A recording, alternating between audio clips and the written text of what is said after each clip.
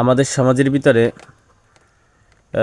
অনেক পরিবার রয়েছে যেই পরিবারের পুরুষ ঘরে থাকে আর মহিলারা থাকে কাজের ভিতরে।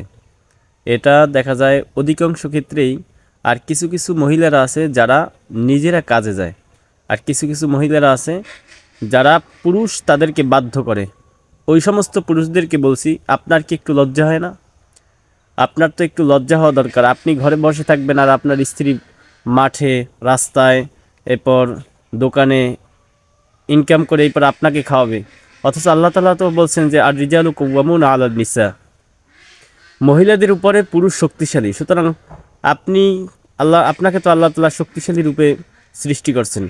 সুতরাং আপনি থাকেন ঘরে আর তারা থাকে মাঠে। এটা আপনি আল্লাহ তাআলার যেই হুকুম সেই হুকুমের বিরোধিতায় চলছেন।